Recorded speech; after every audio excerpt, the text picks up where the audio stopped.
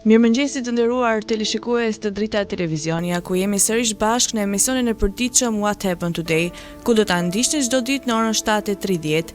Data sot shënon 11 maj dhe ne kemi përgatitur për ju disa materiale që lidhen pikërisht me këtë datë. Ju ftoj që t'i ndiqni.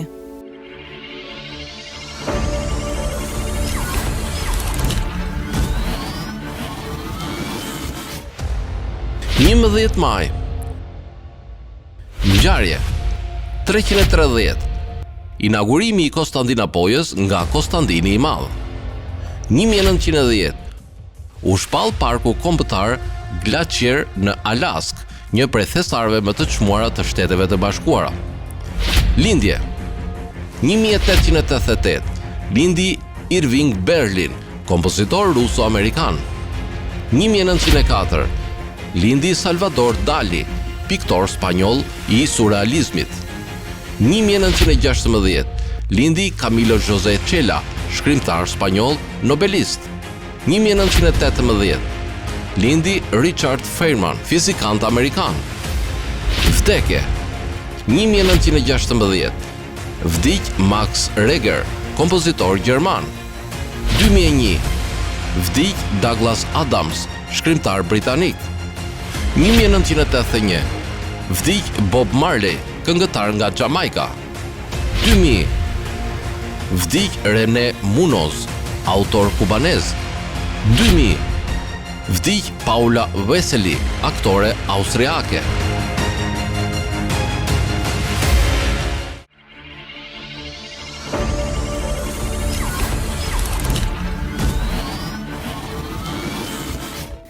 Për sot kemi përgatitur biografinë e Salin Ivica, ka qenë një publicist shqiptar, i cili pas vdekjes duke ruar si deri i kombit.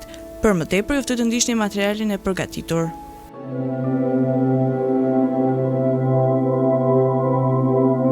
Salin Ivica ka qenë publicist shqiptar, i dekoruar pas vdekjes, deri i kombit.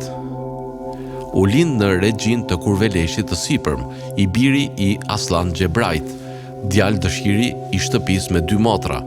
I ati e qoj në shkollë në Vlorë, më pas në 1904 në Idadijen e manastirit, ku ju dha mësim Bajo Topulli, më pas shkoj në gjimnazin Sosimea të Janinës, dhe u caktua me punë mësuesie në Durrës, gjatë kësaj kohe u përfshi në lëvizjen kombëtare shqiptare. Gjatë 1911-1912 u përfshi me lëvizjet kryengrisje të Shqipërisë së Jugut, arsye për të cilën u arrestua dhe u burgos në Stamboll. U lirua në ndërhyrjen e Ismail Qemalit dhe ja doli të vendosej mësues shqipeje tek Robert College. Salin Ivica me një grup studencësh të Robert College u kthye në Shqipëri pas pavarësisë dhe së bashku me Mustafa Hilmi Leskovikun themeloi në 1914 gazetën Populli që botoi në Vlorë dhe më pas kaloi në Shkodër. U bë po ashtu antar i Komitetit Mbrojtja Kombëtare e Kosovës dhe e përkohshmja që botonte dhe drejtonte u bë organi shtypit komitetit duke i dhënë zë Bashkimit Etnik Shqiptar, çështjes kombëtare dhe lirimit të Kosovës nga serbët. U vra në Shkodër nga Kola Shiku, i dyshuar si agenti italianëve, por sipas deklaratës së tij, para se të pushkatohej, Nivica i kishte rënë në qafë. Pas 2 të shtënave, Nivica ia ktheu duke hapur zjarr, por Ashiku arriti të futen në konsullat italiane. Nivica ndroi jetë në spitalin e qytetit. Nderime, mësuesi i popullit. 1961. Për veprimtari patriotike, dëshmori vjetër i Atdheut. 1971.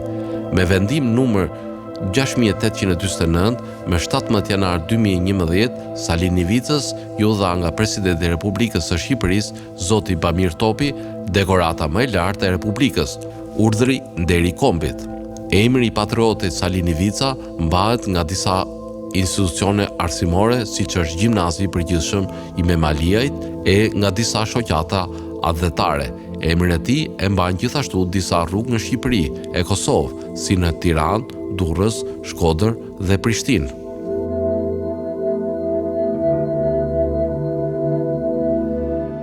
Kalojmë në rubrikën kuriozitete.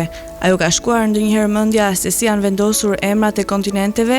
Jo, nuk janë vetëm emra. Pas këtyre emrave ka plot një histori të tërë. Emrat e kontinenteve janë më shumë se sa thjesht etiketa në një hartë. Ato janë të mbushura me histori, mitologji, evolucion gjuhësor dhe rëndësi kulturore. Këta emra ofrojnë një dritare në përpjekjet e qytetërimit njerëzor për të kuptuar dhe organizuar botën natyrore. Kuptimi i etimologjisë dhe historive pas këtyre emrave na lejojnë të vlerësojmë ndërveprimin njerëzor me tokën e madhe të tokës. Afrika. Emri Afrik mbar disa teori në lidhje me origjinën e tij. Një këndvështrim sugjeron se rrjedh nga fjala latine e lidhur me lëkurën e errët të banorëve vendas. Përndryshe mund të rrjedh nga greqishtja apfirike, që do të thotë pa ftohtë, ose fjala fenikase larg, që përkthehet në pluhur. Fillimisht, duke ju referuar vetëm brekut verior të kontinentit pranë Kartagjenës, termi Afrik gradualisht erdhi për të treguar të gjithë kontinentin, duke ilustruar zgjerimin e njohurive gjeografike me kalimin e kohës. Një tjetër teori intriguese e lidh emrin me fenikasit, me fara, që do të thotë tokë misri dhe frutash, e latinizuar më vonë nga romakët në Afrika Terra, vendi i Afrikës. Evolucioni i emrit pasqyron ndërveprimet komplekse të kontinentit me kultura dhe qytetrime të ndryshme, duke treguar rolin kryesor të Afrikës në historinë botërore. Antarktida. Emri Antarktidës, që rrjedh nga greqishtja Antarktikos, që do të thotë përballë Arktikut, i referohet drejt për drejt pozicionit të saj në polin jugor të tokës, përballë rajonit të Arktikut. Kjo jo vetëm që thekson pozicionin e saj gjeografik, por gjithashtu pasqyron karakteristikat përcaktuese të kontinentit, peizazhin e tij të largët dhe të akullt, që qëndron në kontrast të plot me mjedisin relativisht më të butë të Arktikut. Emërtimi i tij në vitet 1890 pasoi zbulimin e saj dhe eksplorimin pasues, duke theksuar kërkimin e vazhdueshëm të njerëzimit për të eksploruar dhe kuptuar kufijtë më të largët të planetit. Pavarësisht klimës së saj jo mikpritëse, Antarktika luan një rol vendimtar në sistemet klimatike globale, duke nënvizuar ndërlidhjen e gjeografëve dhe ekosistemeve të tokës. Azia. Emri Azis i ka rrënjët në gjuhët e lashta, me disa që sugjerojnë se e ka origjinën nga fjala akadiane për lindjen e diellit, që simbolizon drejtimin ku lind dielli. Grekët adoptuan Azin për të treguar tokat në lindje të tyre. Me kalimin e kohës, Azia u zhvillua për të referuar jo vetëm rajoneve ngjitur me Greqinë, por kontinentit të gjerë që shtrihet përtej detit e Egje, duke përfshirë kultura, gjuhë dhe peizazhe të ndryshme. Emri i këtij kontinenti ndoshta i lidhur edhe me fjalën fenikase, asu, që do të thotë lindje, pasqyron rëndësinë e tij gjeografike dhe kulturore si një vend i fillimeve dhe ditëve të reja. Emri Azis përmbledh historinë e pasur të kontinentit dhe rolin e tij qendror në qytetrimin njerëzor, duke qenë vendlindja e feve kryesore, rrugëve tregtare dhe perandorive që kanë formësuar botën. Evropë. Etimologjia e Evropës është mbuluar me mite dhe teori gjuhësore. Një legjendë popullore e lidh emrin me Europa, një princesh fenikase në mitologjinë greke, që simbolizon lidhjet e rrënjosura thellë të kontinentit me rrëfimet e lashta. Nga pikpamja gjuhësore, emri mund të rrjedhë nga greqishtja Eurius, Egjer dhe Ops, fytyra, duke sugjeruar një pamje ose shtrirje të gjerë, një nyje poetike në horizontet e gjera të kontinentit, siç shihet nga deti. Një teori tjetër e lidh emrin e Evropës me fjalën semitike Ereb, që do të thotë perëndim i diellit, duke pasqyruar pozicionin e kontinentit në perëndim të Azis, ku perëndon dielli. Pavarësisht nga origjina e saj e vërtet, emri i Evropës është emblematike për vendin e saj në historinë botërore, duke mishëruar një kontinent që ka qenë një çerdhe dhe zhvillimi kulturor, politik dhe intelektual. Amerika e Veriut dhe Amerika e Jugut. Amerikat ja detyrojnë emrin e tyre eksploruesit italian Amerigo Vespucci, i cili i pari propozoi që tokat e zbuluara nga europianët ishin pjesë e një bote të re, të dallueshme nga Azia. Hartografi gjerman Martin Waldseemüller e etiketoi kontinentin Amerika në hartën e tij botërore përnder të Vespucit, një emër që u zgjerua përfundimisht për të përfshirë Amerikën e Veriut dhe atë të Jugut. Ky emërtim nënvizon historinë e përbashkët të kontinenteve të eksplorimit, takimit kompleks të kolonizimit dhe shkëmbimit kulturor që pësuan. Prefikset veri dhe jug shërben për të dalluar dy masa tokësore të vendosura në hemisferën perëndimore, duke pasqyruar pozicionet e tyre në lidhje me Ekuadorin. Amerika e Veriut, që përfshin një gamë të gjerë kulturash dhe peizazhesh, ka një emër që përfaqëson jo vetëm një zonë gjeografike, por një tapiceri kombesh me histori dhe të ardhme të ndryshme. Në mënyrë të ngjashme, Amerika e Jugut me trashëgiminë e saj të pasur indigjene dhe ndikimet koloniale europiane, përfshin një kontinent me diversitet të jashtëzakonshëm ekologjik, gjuhësor dhe kulturor, të gjitha në nënbredhjen e emrit Amerik. Australia. Emri Australisë i ka rrënjët në frazën latine, që do të thotë tokë e panjohur jugore, Ky term u përdor nga eksploruesit në epokën e zbulimit, duke treguar masën hipotetike të tokës, që besohet se ekziston në hemisferën jugore. Emri pasqyron pozicionin e kontinentit si toka kryesore në hemisferën jugore dhe nënvizon perspektivën historike europiane, gjatë epokës së tij të eksplorimit dhe kolonizimit, kur britanikët filluan të krijojnë koloni në kontinent. Në shekullin e 18, emri Australi u miratua zyrtarisht. Ky term jo vetëm që nënkupton vendodhjen gjeografike të kontinentit, por edhe udhëtimin e tij nga një koncept hipotetik në një komb plotësisht të njohur, të gjallë dhe të larmishëm. Emri Australisë është një testament i kuriozitetit njerëzor, nxitjes për të eksploruar dhe historisë së shpalosur të një kontinenti me rrënjë të lashta dhe një të tashme dinamike. Tani ju ftoj të ndiqni parashikimin e motit për territorin shqiptar. Territori shqiptar për ditën e shtunë parashikohet të përshkohet nga një mot i paqëndrueshëm me vranësira dhe rreshje shiu.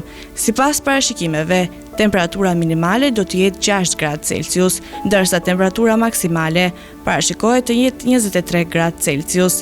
Era do të fryjë nga kuadrati i veriut me shpejtësi mesatare 1 deri në 7 metër për sekond, ndërsa temperaturat minimale dhe maksimale në disa qytete kryesore të Shqipërisë do të jenë si vijojnë: Shkodër 14 deri në 23 gradë Celsius, Kukës 6 deri në 12 gradë, Peshkopi 10 deri në 18 gradë, Tiranë 14 deri në 22 gradë Celsius, Durrës 16 deri në 20 gradë, Kavaj 16 deri në 21 gradë Celsius, Elbasan 14 deri në 22 gradë, Berat 13 deri në 20 gradë, Korç 7 deri në 12 gradë Celsius, Vlorë 16 deri në 20 gradë,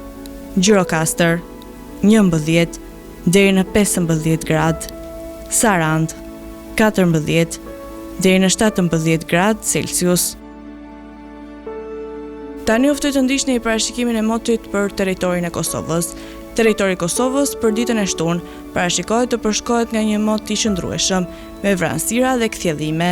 Sipas parashikimeve, temperatura minimale do të jetë 8 gradë Celsius, ndërsa temperatura maksimale parashikohet të jetë 20 gradë Celsius.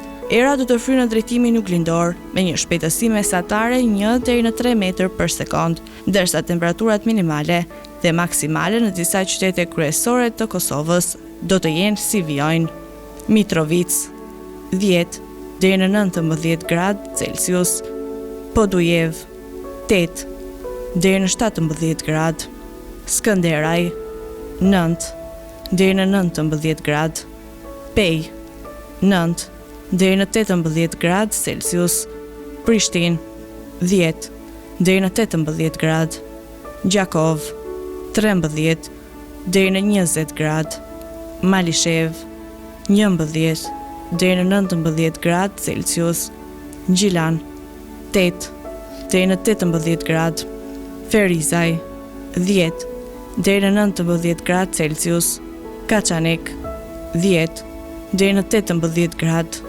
Prizren 9 deri në 19 gradë Celsius.